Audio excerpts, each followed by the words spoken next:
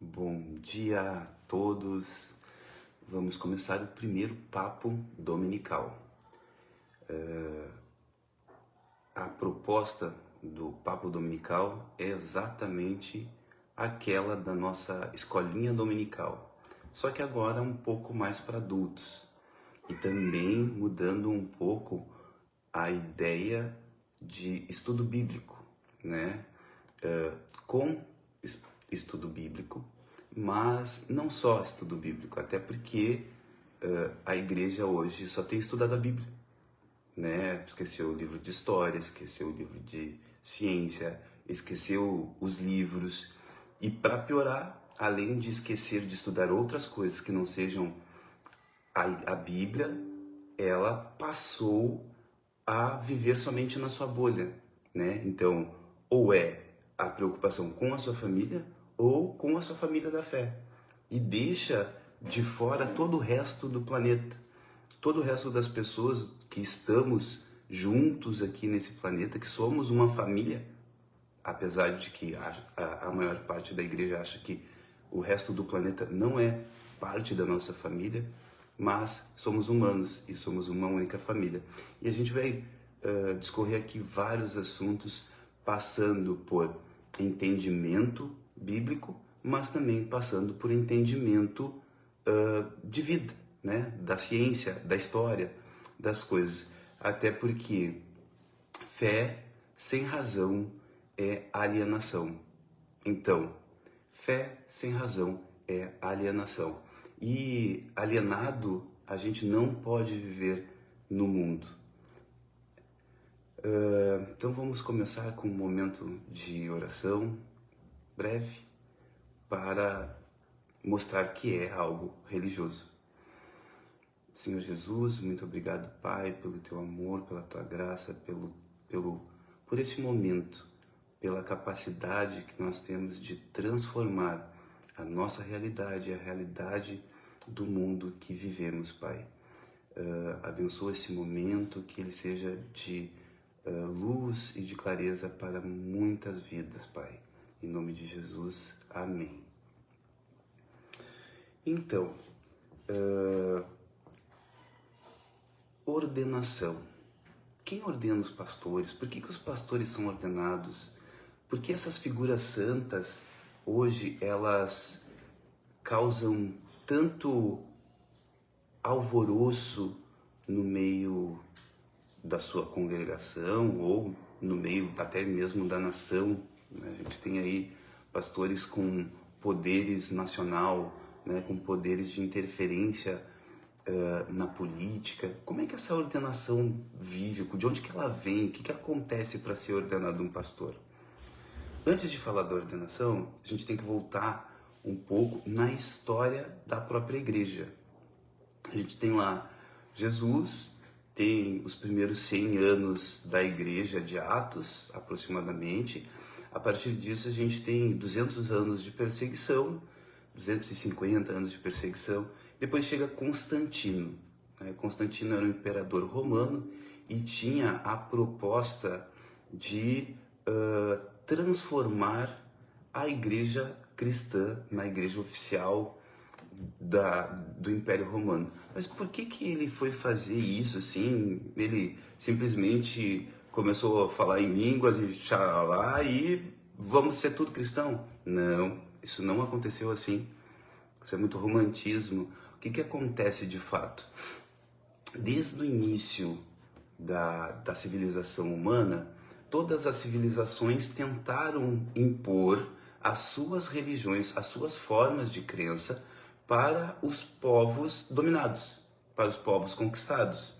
Constantino viu na pessoa de Jesus e no Evangelho a oportunidade de fato fazer isso chegar e acontecer de uma forma muito mais eficiente.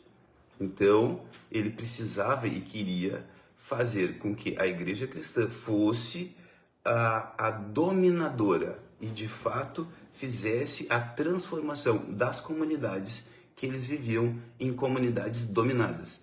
Porque a maior parte das dominações até o cristianismo ser instituído em Roma, elas não funcionavam muito bem. Elas aconteciam, mas chegava no momento em que os povos se revoltavam. Então, essa revolta dos povos não permitia com que eles congregassem juntos. Então, qual que era a proposta? Chegava o império, dominava e tentava impor a sua cultura ou permitia com que impor a sua religião ou permitia com que a religião dos dominados ficasse hegemônica dentro do espaço. E isso sempre em algum momento dava revoltas e dava uma cisão entre o povo dominado e o povo dominador. E a revolta acontecia. A partir do cristianismo, e foi muito bem engendrado por Constantino, ele começa a acontecer diferente. Roma chega no espaço, domina o espaço e diz assim: olha, dominado, você está errado. Quem é o especial é Jesus. Então, tu tem que se converter para a minha religião. Só que quando ele fala que é para converter para a minha religião, nessa conversão para a minha religião, ele não aceita só a religião. Ele aceita a religião, ele aceita a justiça, ele aceita o Estado romano e começa agora o dominado a dizer: eu realmente precisava ser dominado, eu realmente precisava, eu estava perdido na vida. Não não é coincidência, por exemplo, que quando os portugueses chegaram no Brasil, eles fizeram o mesmo processo com os índios. Índios, vocês estão errados, vocês estão pelados, vocês precisam da nossa palavra para que a nossa palavra liberte. E chegou um momento que os próprios índios acreditaram naquilo. Então eles disseram assim: realmente, nós somos os errados. Então, em vez de um processo de conversão cristã, na origem do processo, Constantino conseguiu transformar em uma arma de guerra de dominação intelectual, cultural e religiosa e política, né? Então, Constantino conseguiu construir uma estrutura tão forte de dominação que acabou cumprindo o papel que de fato ele tinha, né? Então, a gente tem aí um Estado romano que fez esse processo, construiu a partir de Constantino. Depois a Igreja Romana se apropriou desse processo porque Roma morreu, Roma faliu, né? O Império ruiu, e quando o Império rui, né, cai, quem mantém esse poder é a própria Igreja Católica. E ela daí agora, a partir de ter somente uma religião, ela começa a dominar os territórios independentes do reinado que estavam em si, e começa a congregar uma grande nação a partir do processo da religião e da forma de religião que Constantino tinha pensado. Daí a gente tem aí uma estrutura do judiciário. O judiciário está muito atrelado à questão da religiosidade, a estrutura de governo. Então, tudo começou a se tornar uma coisa só. A religião começou a se tornar uma coisa só. O cristianismo começou a se tornar uma coisa só. Daí depois vem o Martinho. O Martinho diz assim: não, queremos... Na verdade, ele queria a democracia da Bíblia. Simples, básico e objetivo. O Martinho só fez uma democratização da Bíblia, porque até aquele momento de Martinho, só quem tinha poder sobre a Bíblia, só quem podia ter a Bíblia era a Igreja Católica e seus líderes. Agora Martinho diz: não, vamos democratizar esse negócio. Precisamos que todos possam ler, precisamos que todos tenham acesso a esse livro tão poderoso que até então a população não tinha o mínimo de condição de chegar lá. E depois disso, mas Martinho, apesar disso, manteve a mesma base que a gente tem lá desde Constantino, desde Roma. E depois a gente tem aqui as igrejas americanas, né, que fundiram a cultura cristã que já vem lá de Constantino com a cultura imperialista que vem dos Estados Unidos de dominação. Então juntou a fome com a vontade de comer. E a partir disso, e a gente está falando isso num período de industrialização, que os países não têm mais fronteiras específicas, eles podem lançar os seus missionários, quase que um míssil, para dentro de qualquer país, para construir a sua base de sonho ideológico dentro do cristianismo. Porque o cristianismo passou a ser o sonho americano de vida. Então tu precisa ter um bom carro, tu precisa ter uma boa casa, tu precisa ser próspero, tu precisa amar os Estados Unidos, né? Então a igreja apropriou-se, na verdade, os Estados Unidos se apropriou da igreja, colocou lá um pouco da sua cultura e mandou para todo o planeta, na verdade. E obviamente isso começa a causar convulsões sociais de todas as formas, em todos os lugares. E hoje é o que a gente está vivendo, com uma igreja americanizada, né? Simplesmente devota de uma bandeira que não é do seu próprio país, porque a cultura desse país está imbuída dentro da cultura cristã. E isso realmente é muito maluco. Então, esse aqui é um pouquinho de tudo, né? Um pouquinho da história muito sintética. Mas depois disso a gente tem assim a ordenação, né? Na ordenação não desce uma pombinha na cabeça de ninguém, não tem um som divino dizendo assim, você é pastor, a partir de hoje isso vai, né, tu vai transformar vidas. Não, a gente tem uma ordenação muito básica, né? Temos de tudo que é forma, desde o eu me ordeno pastor, né, até simplesmente cursos teológicos à distância, EAD, né? Tipo EAD qualquer, formal, normal. Tu vai lá e faz um EAD, passa um ano estudando, paga lá o quanto for, e no final das contas tu tem um diploma. E daí tu é pastor. E daí tu pode fazer o quê? Acabar com a vida de um monte de gente. Porque, daqui um pouquinho eu vou falar sobre isso, o poder que o pastor tem na vida de uma pessoa, o que isso de fato é, né? De que forma isso tem provocado, de forma que isso tem causado o estresse na vida das pessoas. Tem ordenação, né? E essa ordenação, ela mantém todos os vícios. Os vícios do Império Romano, os vícios da Igreja Católica, os vícios da Igreja Americana, né? Então, essa ordenação, ela não é uma coisa aleatória, né? É algo complexo e que reflete tudo aquilo que a gente tem desse passado. O cultuar, ele é um momento fantástico, assim, ele é muito bom, porque a espiritualidade, ela vem muito mais da questão de entender a sua limitação quanto pessoa, a sua limitação em frente à natureza, a sua limitação frente aos próximos, né? O cultuar, ele te tira do centro, ele te tira do ser mais importante e começa a trazer as coisas de maior importância que não seja tu. Então, o cultuar, ele transforma de dentro para fora. O cultuar, ele transforma porque tu deixa tu deixa de dominar e de ser o ser importante e começa a identificar outros seres, outras entidades muito mais importantes do que você. Porque o culto, ele não é um advento unicamente cristão. Não, todas as culturas da humanidade e toda a história da humanidade cultuaram. Cada um a sua entidade. E isso, o processo de cultuar por si só, ele já é muito importante para a humanidade.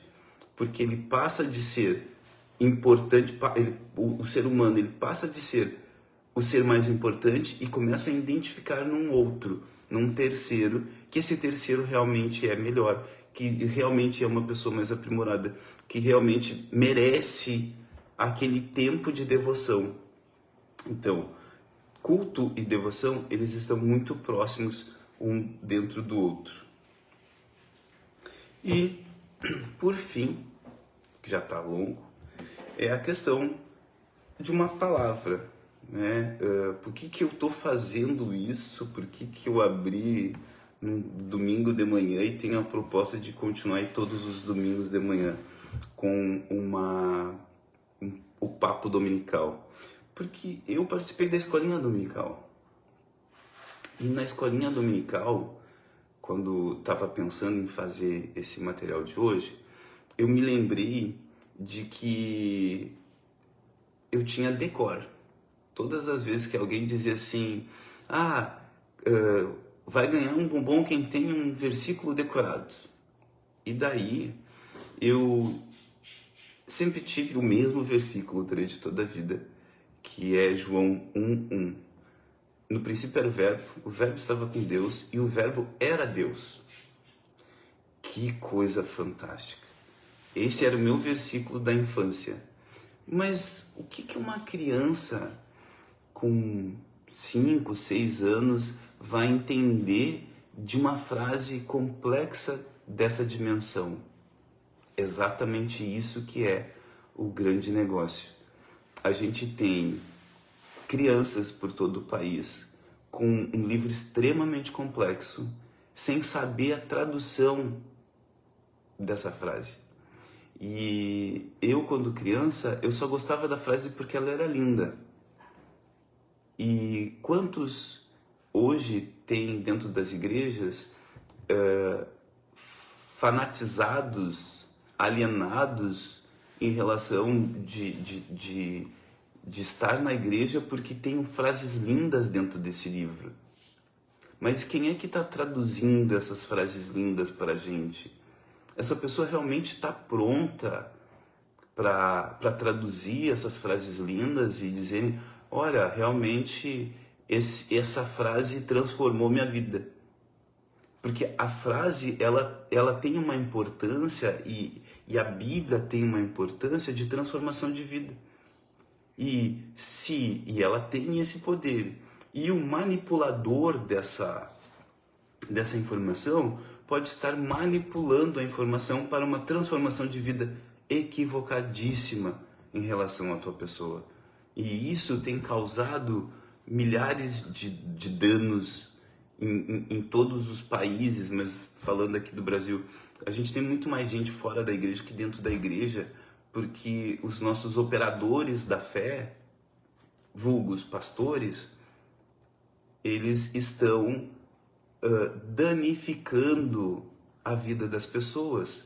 Eles estão maltratando a vida das pessoas. Mas por quê? Por que desse processo? Porque a gente tem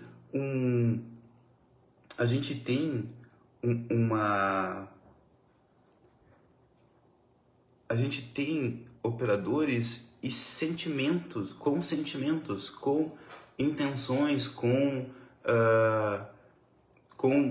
ânsias, tanto quanto todo ser humano. E eles pegam uma igreja formatada de forma muito equivocada, desde Constantino, e aplicam essa mesma igreja no processo de dominação emocional, de dominação intelectual, de dominação. Porque lá em Constantino, ele não fez uma igreja, ele fez uma arma de dominação. E essa arma de dominação era paralela ao exército. Chegava o exército, não terminava de matar o último, já tinha um padre rezando para eles e dizendo, extrema-unção.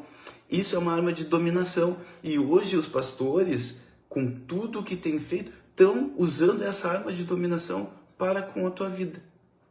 Da forma que eles bem entendem. Porque assim como eu lia esse versículo e não entendia, quanto do que você lê, você entende. Quanto do que você lê, você depende de interpretação de terceiro para fazer com que você entenda. Pergunta mais maluca ainda. Quantas vezes você já entendeu diferente a mesma passagem? Porque a Bíblia é... Não é que a Bíblia é. Porque cada um quer trazer uma revelação nova. Porque a palavra é única. E a revelação é que fica se modelando. Sabe por que se modela a revelação? Porque cada um quer ser mais especial que o outro e trazer uma nova grande revelação. Que não existe. A palavra é única. O que está escrito ali é único. A informação que está escrita ali é única. E, portanto, tem que ter somente uma interpretação. A Bíblia não, a primeira igreja, a igreja do século, do primeiro século, ela era um lugar dos sonhos. Por quê? Imagina que tu chegasse numa comunidade e você fosse abraçado como irmão. E o que isso significa abraçado como irmão? Abraçado como irmão é dizer, onde você dormir eu durmo, o que você tiver para comer eu como, o que a gente for cantar, quando a gente for sorrir, a gente sorri junto, quando a gente for chorar, a gente chora junto. Essa era a irmandade da primeira igreja. Tanto que conta no livro de Atos que eles chegavam com tudo que tinham e depositavam nessa grande família.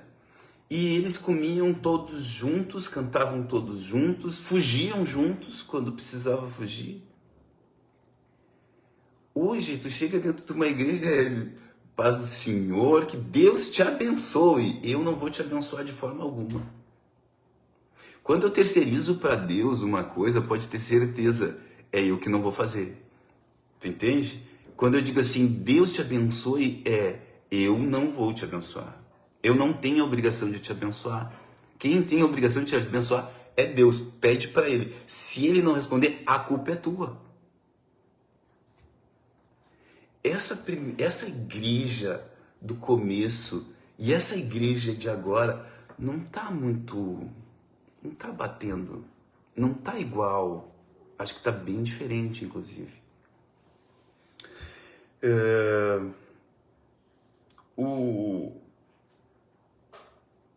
E para finalizar, vou agora ler, porque não está decorado, que é João 1,14.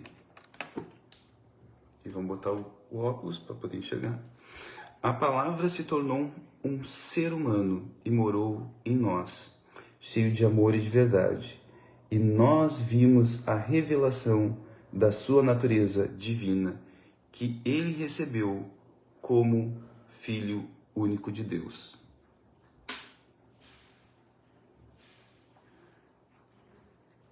A palavra se tornou um ser humano e morou entre nós, cheia de amor e de verdade. Depois, muito depois, eu entendi que o verbo, né, que ele era o verbo estava com Deus, né, e o verbo era Deus. Que o verbo, naquele caso, era Jesus, mas que ele era a palavra, né, e daí depois, que verbo, na verdade, era a palavra. E depois, e aqui, já nesse versículo, no versículo 14, ele fala que ele veio morar entre nós, que a palavra veio morar entre nós, e que ele era amor e verdade. Então, o amor, ele é algo muito maior, né, do que a gente tem vivido e do que a gente tem hoje identificado na nossa cultura. O amor não é só um processo de relacional, né? O amor é uma questão de entrega e ele veio num processo de se entregar e de trazer essa entrega de uma forma única, inclusive que a gente não tem outro relato na história. O amor que Jesus passa é um amor muito além daquilo. Tá, Fabrício, mas tu falou tudo isso nesse período, tu é contra a igreja, tu não quer mais ir na igreja, o que tu tá... Tudo bem pelo contrário. O amor e a justiça, Jesus, não tem nada a ver com tudo isso que a gente vive. Ele não ortogou nenhum poder a todos os outros. E uma outra coisa importante é Deus está presente em todas as coisas do nosso planeta e do nosso mundo e do nosso universo, porque Deus está em tudo e tudo está em Deus. Então a gente é muito mais do que isso. Dentro de muita maldade há lampejos de Deus. Há no meio da escuridão fendas de luz que Deus chega lá. Então, em todo o momento mal, em todas as coisas que não são boas ou que não são 100% boas, Deus está ali. Então, independente do lugar que tu esteja, tu ainda tem como encontrar Deus.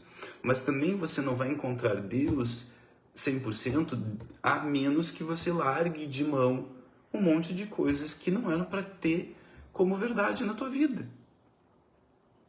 Porque meia verdade é meia mentira. E quer ver meia verdade, meia mentira? Quando Constantino fez o que fez, a Bíblia perdeu, depois ali no concílio, alguns anos depois, 50, 60 anos depois, a Bíblia perdeu vários capítulos. Vários capítulos não estão na Bíblia. Então, se a Bíblia e a igreja fala muito, a Bíblia é a verdade, a Bíblia é a verdade. Eu não estou dizendo que ela é mentira, mas a Bíblia é a verdade. Tá, mas e os outros 4, 5 livros que eram para estar aqui dentro, então não fazem parte da Bíblia? É a parte mentirosa da Bíblia? Alguém me diz o que? Alguém precisa dizer isso. Ou a verdade está com parte faltando da verdade? Houve muita interferência humana e de intenções, interações, de projeto para dentro disso que hoje a gente tem como sagrado. Profanaram o nosso sagrado, mas profanaram esse nosso sagrado há muito tempo antes da gente. E a gente precisa, de alguma forma, entender e descobrir um caminho de retornar ao sagrado. E o Espírito Santo, eu sempre, quando menino, com uns 8 anos aproximadamente, comecei a ter um relacionamento muito forte com o Espírito Santo. E era quase que um amigo que andava comigo e que eu conversava permanentemente. E passei muito tempo fora da igreja. E quando eu retornei, esse relacionamento com o Espírito Santo, ele retornou. Então, o Espírito Santo é um ótimo guia para que possamos identificar o que é de verdade e o que não é tão verdade, o que serve e o que não serve para nós dentro do caminho. Jesus Cristo tem que ser a referência, mas o Jesus Cristo da Bíblia. Lê, por favor, leia, interprete com o seu raciocínio. Não estou conseguindo ler um livro. Hoje a gente tem o ChatGPT. Baita dica. A gente tem o ChatGPT, ele não é tão espiritual, mas ele serve muito para pesquisa. Ele é um bom pesquisador. Daí tu vai ler uma passagem e vai perguntar para ele, tá, mas por que estão falando de tal coisa aqui? Ou por que o poço ficava no meio do deserto? Porque pergunta o contexto da informação para entender o que eles estão dizendo, para te ter clareza e noção de verdade do que é aquilo que tu tá lendo. Muitas vezes, o que eu faço? Paro e vou descobrir o que está acontecendo naquele momento. Porque eu não tenho como transpassar a informação de lá para a informação daqui. E eu também não posso acreditar no Jesus que estão me dizendo, porque o Jesus que estão me dizendo é o Jesus dominador. O Jesus que estão pregando é o Jesus dominador. O Jesus que estão propagando em todo mundo é o Jesus dominador. E não é o que está escrito aqui, ele é amor e verdade. Dominação é do homem. Jesus era libertação. E dominação é o que tem sido feito, inclusive, possivelmente, na sua vida. E Nada está errado no projeto de Deus. Nada está errado no projeto de Deus. Deus é perfeito em toda a sua vontade. Nós, como humanos, falhamos miseravelmente. Tanto que pegamos Jesus e transformamos numa arma de dominação. E temos propagado essa arma de dominação 2.000 anos, não, 1.800 anos depois, e aceitando, e pessoas extremamente inteligentes, e olha que eu conheço muita gente inteligente no mundo cristão, mas são tão alienados, que não conseguem enxergar o que realmente essa religiosidade está fazendo com a vida das pessoas. Mas para eles está bom. Se tiver 100 membros, é mais salário na conta. Se tiver 1.000 membros, é mais salário na conta. E no pano de fundo disso, eu ainda diz, Deus está me prosperando e estamos ganhando almas. Não. Você pode estar ganhando alma, mas essas almas não são para Jesus. Bom dia, muito obrigado, até o próximo domingo.